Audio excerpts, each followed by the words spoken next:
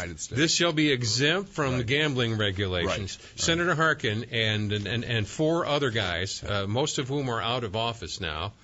I think Senator Johnson in South Dakota. He and Harkin are the last two co-sponsors of an act that, in essence, turned what we were just talking about, the mortgage securities. What do they call this again? It's not an insurance, but it is a hedge. A swap. It's a swap. They turned it into a casino. Right. I got to come. I am totally unfit to try to follow all this. But my goodness, maybe because we weren't paying attention, they robbed us blind. Right. Congressman Tom Latham is here in the studio with us, and we'll convene this conversation in just a second at 284-1040 or 800-469-4295 in a moment. WHO.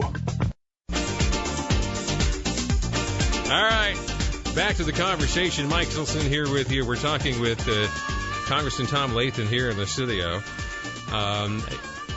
You've been out and about a lot in the last few days, and you're campaigning pretty hard. I noticed you got your running shoes on here today. You bet. And from just sitting here behind the microphone, people are as angry as I have ever seen humans. Almost as angry as they were following 9/11, and people feeling it almost at the same gut level as being attacked, and they want to. They want payback. They want to do some serious damage to the political class. When you're out and about campaigning, what are people telling you? Well, I have never seen an issue like this before. I've done last week a parade up in Algona. Yesterday we were at Winterset doing the covered Bridge Festival parade there, and people will actually stand up and start cheering when you come by because they know that I voted no. At both times, and they also know my opponent supported the bailout, but they will, and people will come up to me from everywhere. People I've never met before just come up and say, "I want to shake your hand and thank you for voting no."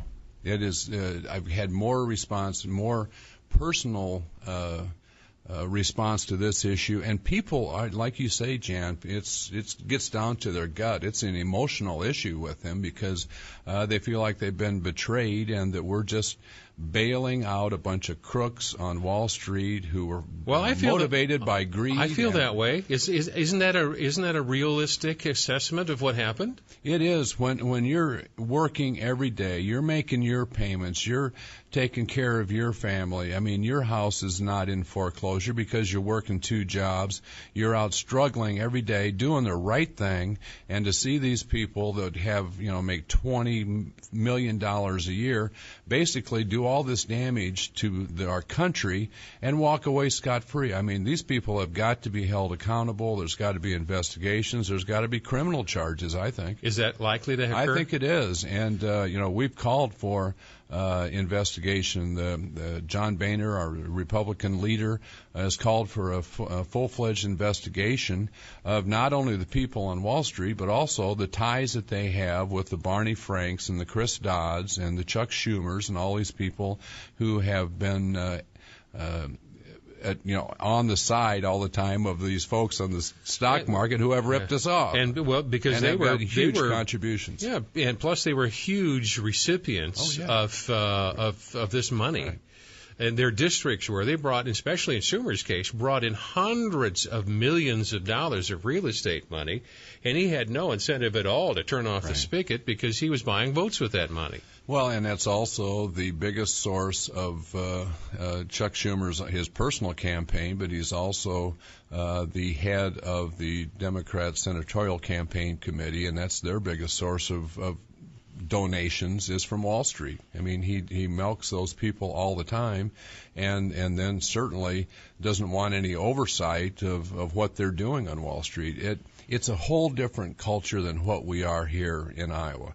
And that's why I'm very frustrated with our own Treasury Secretary because, he was former CEO, chairman of Goldman Sachs. Which is truly ironic because he would be in the mess right now himself on a personal basis had he not accepted the Treasury job, because in order to accept that job, he had to sever all ties. He had to get all of his money out of that, so there'd be no conflict of interest. Right. He, in essence, came out of that. He got out at the right time by accepting the Treasury job. Right. And that's the only reason he's not on the list of people we scorn here at the moment, because he accepted the job with Bush. Right. And that's, his mentality is totally, what happens in lower Manhattan on Wall Street.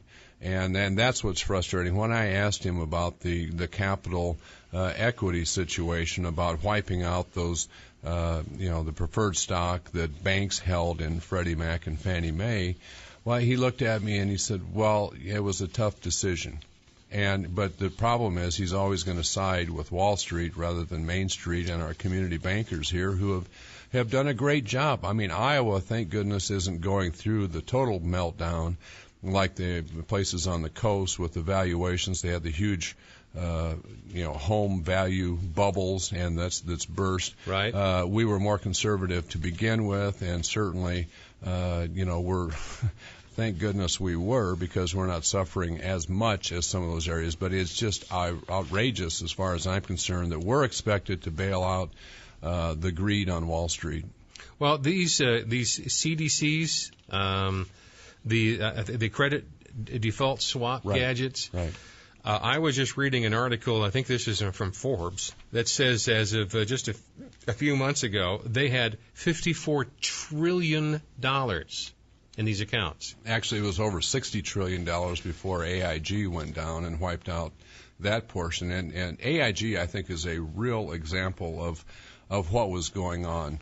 Right. That's a holding company that had banking, had insurance, had financial services, and they had one small office over in London that was writing these credit default swaps. Well, what I don't understand, and that's what brought the whole thing down. What I don't understand here is they have a graph that is talking about the trillion. There's in the credit default swaps outstanding $54.6 trillion. The entire world GDP, the gross domestic product of the world, is less than in these credit swap funds.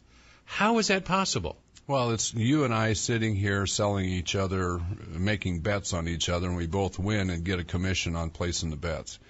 This really is a casino. Well, they've literally bet the wealth of the planet on these funds. And they were fine as long as the valuation of properties, of assets, kept going up. But once the bubble burst and the values went down on real estate, the house of cards just collapsed, and that's exactly what happened. We don't know exactly how much there is out there on the credit default swaps because they're totally unregulated.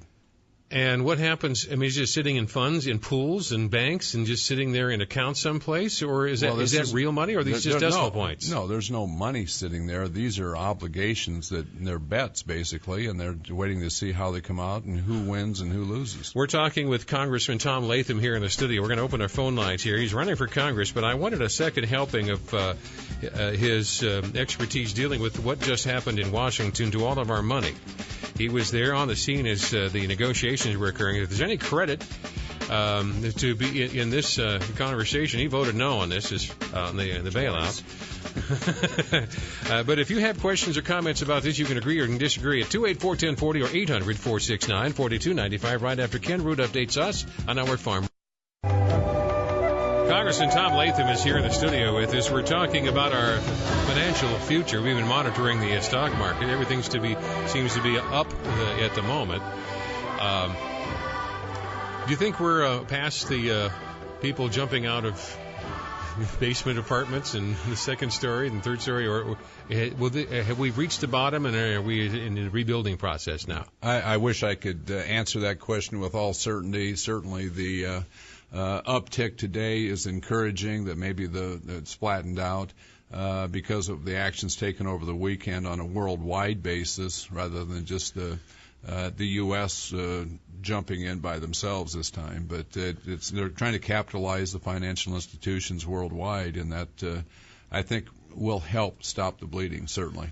I was watching the news last night, and I think it was Huckabee has a new program on Fox, and I was just checking to see what he was saying, and he intimated that he's been talking to some financial insiders who think that our system was attacked, that this is partly caused by computer-related hacks. And there have been the last several trading days last week disproportionate flurries of trading activity at the end of the market day that people are trying to figure out what the source of those are. And some people are suspicious. I'm way past suspicious. I'm just flat out paranoid. You know, I need to be medicated. But the other people, you have a guy like a presidential candidate intimating that this might be a computer-generated attack by foreign entities that mean to do us harm. I think that's pretty serious stuff. Well, it certainly is, and that needs to be looked at and looked at immediately as far as I'm concerned. But you also have to understand that most of the funds that are out there are computer programs that trigger buys and sells. Right. And so like last Friday, I think there was 1,000-point gyration in the market from the high to the low.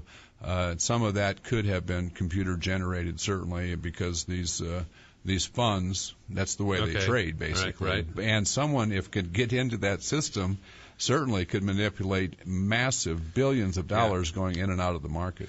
Before we go to phone lines here, just one thing. I want to make sure people understand what we were talking about earlier, and I just was way too fast on this. Let me just read a paragraph or two from a newspaper article.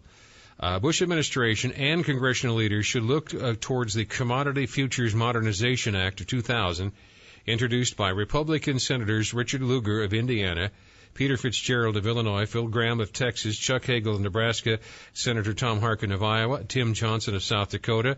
Lawmakers slipped the 200-plus page legislation into an omnibus package December 15, 2000, right in the middle of the Gore-Bush election Florida recount. Well, everybody was not paying attention. The credit default swaps, insurance policies against default and risky investments, debentures, without the burden of being regulated by futures contracts. And I was looking at the fine print here of Chapter 2 of this. This chapter shall supersede and preempt the application of any state and local law that prohibits and regulates gambling. So they knew what they were doing. Senator Harkin and others signed into law a provision that turned the debt swap industry into a casino. And you're absolutely right. And this is it's outrageous. And you look at it, today looking back, and to have that type of provision stuck in a piece of legislation that was supposed to be oversight the community, and the jurisdiction of this comes under the Ag Committee. It's not under the Banking Committee or Financial Services Committee. It's ironic that these special interest groups should socialize the mortgage industry and exempt itself from oversight. And these varmints turned the commodities insurance industry into a casino without oversight. And they did so in full knowledge that this was a casino. They were creating a gambling operation, and it was so obvious that they wrote a law that says we can't be regulated by any local anti-gambling ordinances. Right. This is just incredible. It is incredible, yes. I don't. And these are supposed to be smart people. And the reason they couldn't call it as insurance, that's why they called them derivatives, swaps, is because they would have been regulated if they'd been an insurance product. But they talk about it as if we're buying insurance on these loans, but it is, if it had actually been, it would have been regulated. That's why they basically... To what benefit was this? I mean, what was to Wall Street, for them to have a new operation, basically, to generate revenue for themselves. I don't have anything to say. No, Let's go to the phone lines here. I'm just the lawless greed, irresponsibility, of turning our economy and putting the entire globe at risk for short-term gain, these people need to be held accountable. And the people